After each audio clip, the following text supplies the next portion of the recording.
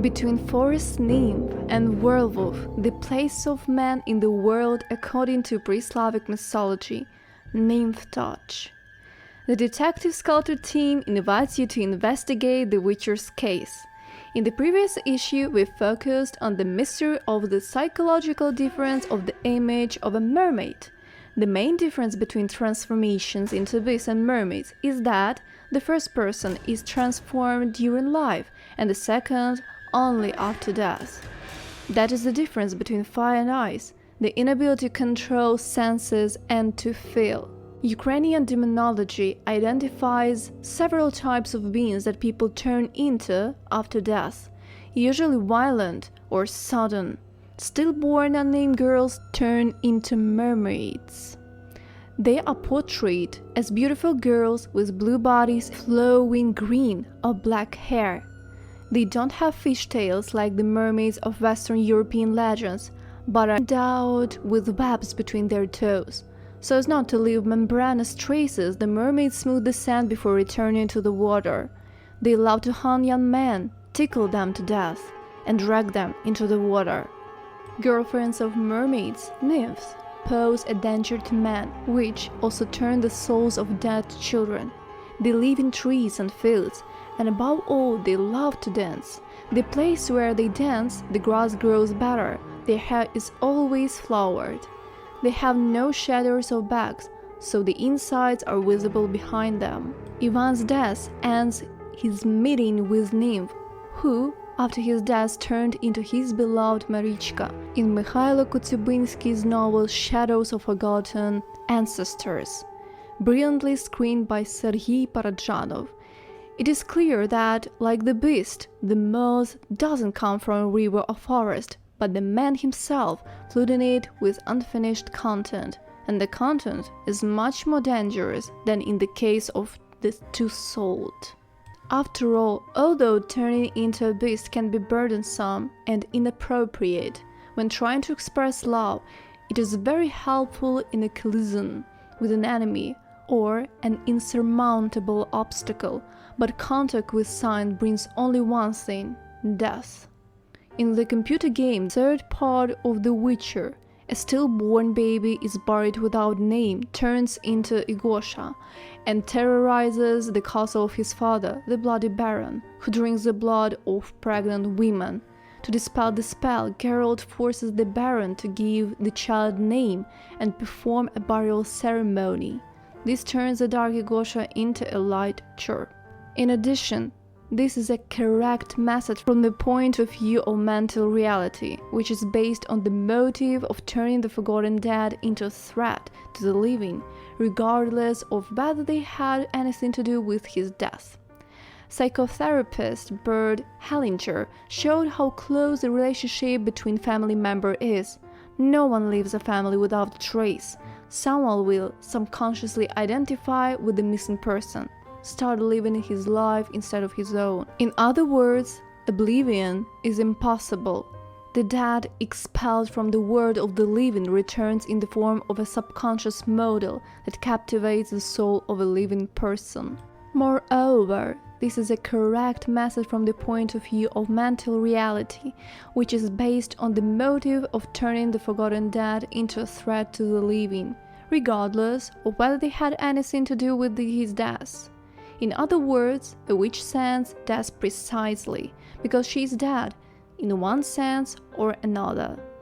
Not surprisingly, according to folklore research, the original basis of the image of Baba Yaga is the dead man in a wooden coffin. The same is true for the images of the goddess of the dead Hell, Medusa Gorgon, and other deadly characters of myths and fairy tales.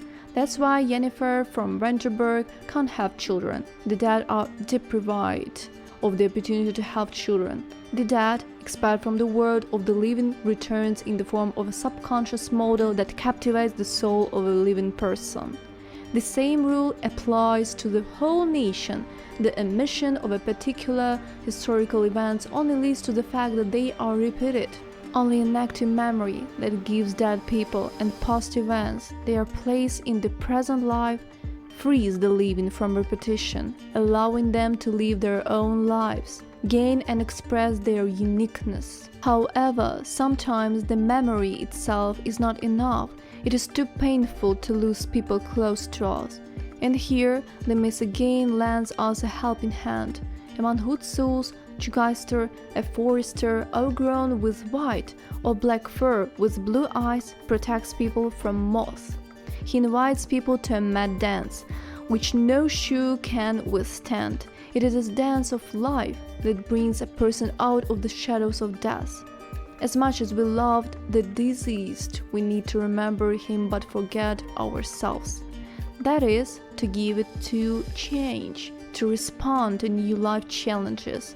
In other words, to dance the dance of life with full force until the previous basis of our ego, symbolized by shoes, which was based on grandparents or other close people, is trampled. It doesn't mean forgetting them. It means refusing to hold their hand psychologically, to stand on one's own 2 feet. Kotyubinsky's story, Ivan deliberately refuses Chugaister's help. He chooses death. This character guesses a modern man who fell out of the great ritual circle of the dance of self-forgetfulness and identity. A similar fate befell Thomas Brut in Horace's novel V. The philosopher drove the witch to death, but she ordered him to spend the night in the church above her coffin.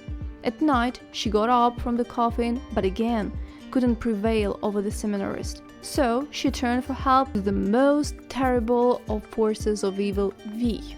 Researchers are still debating about the monster's image, with eyelids falling to the ground, closing his eyes with a deadly look.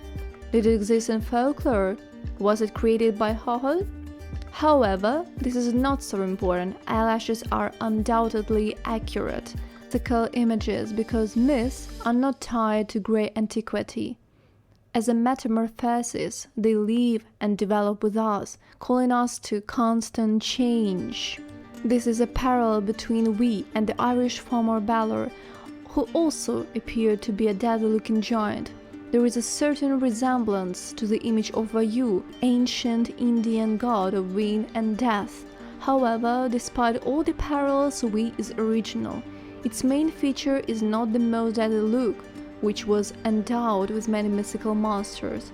Remember at least Basilisk of Harry Potter, and the inability to raise his eyelids. In other words, to operate in the world, metaphysical evil needs earthly helpers who would lead it and point to the target. Similar idea lies in most of the Witcher's adventures, both in Sapkowski's cycle and increasingly different plots in games or films. Terrible monsters that no one but the Black Weekend Butcher can handle anymore were called to live by ordinary people with their petty quarrels, envy, jealousy, xenophobia, etc. But even with these allies, he wouldn't be able to harm Homa protected by a magical chalk circle.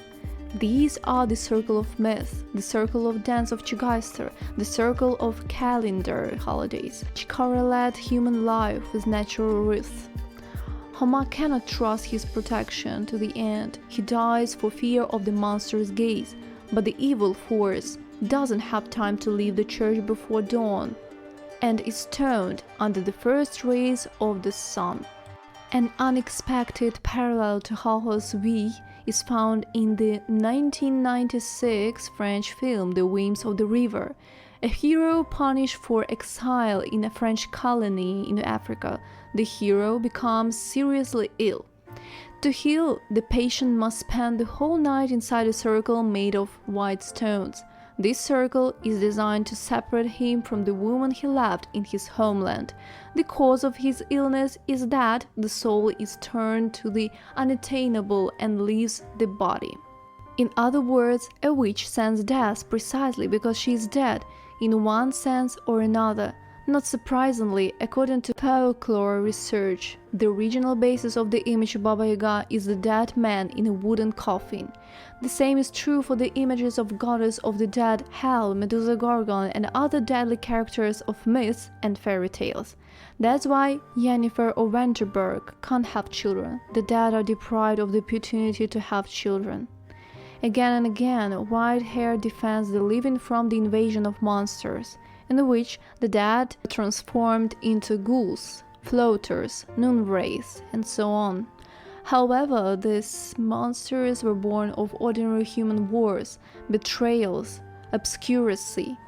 Monsters of the Witcher's world are minor characters and are subconscious reactions to ordinary human actions, choices, and losses. But no matter how banal and obvious the reason for the mystical monster, it remains elusive in the darkness of the subconscious, manifesting itself as a burst of uncontrollable emotions in the form of werewolf, as a desire for death, the attraction to science, mermaid. Doesn't that mean that our affairs are hopeless? No, because this is where the mystical code finds its source of strength. It is discussed in the next part of our investigation. We are looking forward to your feedback and likes. And don't forget that everyone who signed up for the Patreon will participate in the Wolf School Medallion play. It may help reveal your witch sense. See you!